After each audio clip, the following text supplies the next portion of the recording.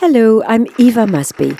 I'm proposing to tell you what this book is about and what it can do for you.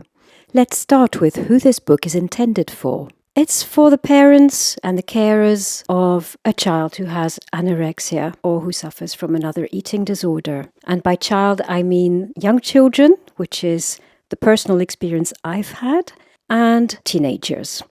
I've also had feedback from parents of children who are in their early 20s who have found useful support in this book.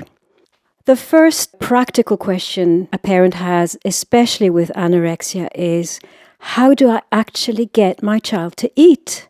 You can be in the hands of an excellent therapist and still struggle to get a real hands-on, practical bit of support about how to help your child to eat.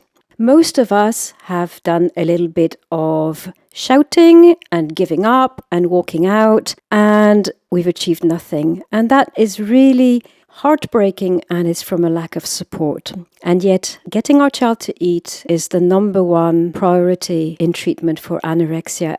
At the moment, there's no magic pill. The food is the medicine. To help you plan how best to help your child to eat, I offer principles and I also offer scenarios where it's like you're a fly on the wall in somebody's dining room. And I also offer analogies such as what would it be like if you had to go off on a bungee jump? I offer ways forward with other issues that are common in eating disorders, a great many things of everyday life, as well as big issues like evaluating the treatments that are on offer. Now, the next tool that I'm offering in this book are tools to ease communication between yourself and your child so that you're not walking on eggshells, so that you're not scared of receiving an aggressive or dismissive reaction from your child just at the moment you're trying to help. What do I say when my child is angry, when my child tells me she hates me, when my son walks out on me or decides to thump me?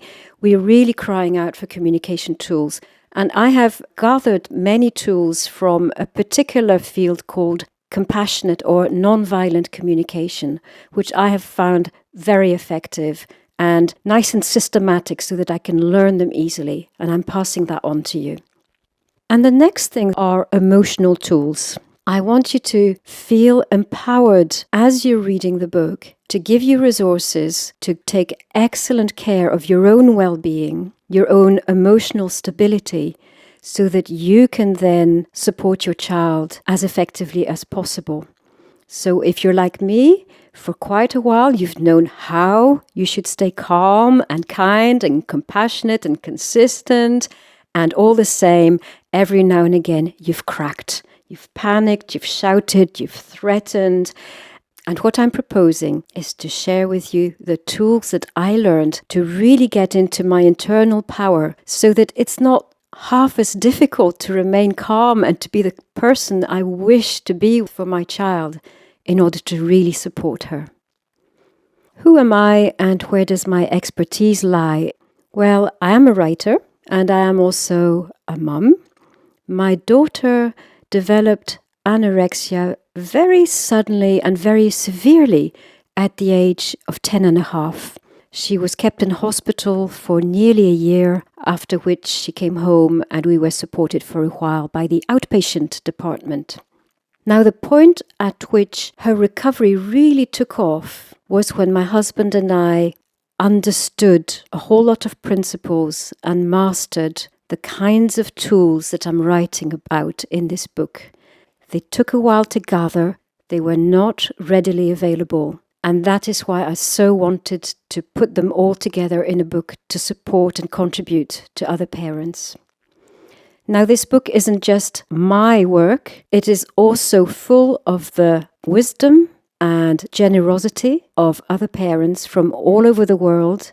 They have contributed to my learning, and their advice and experience pops up at regular intervals in this book. And behind the scenes, there is also a whole wealth of scientific knowledge and expertise from specialists in eating disorders. Indeed, I've had a whole team very generously check the entire manuscript for me. I know that the book can contribute to parents because I had some very, very beautiful feedback. For some parents, it was the practical mealtime advice that made a massive difference to them. And for a few people, I got the feedback that their child's situation was quite different from what I was talking about, so that the emotional tools and the tools for communication with their child made all the difference. So this just fills my heart, and whatever path you decide to take, I'm really wishing you the very, very best.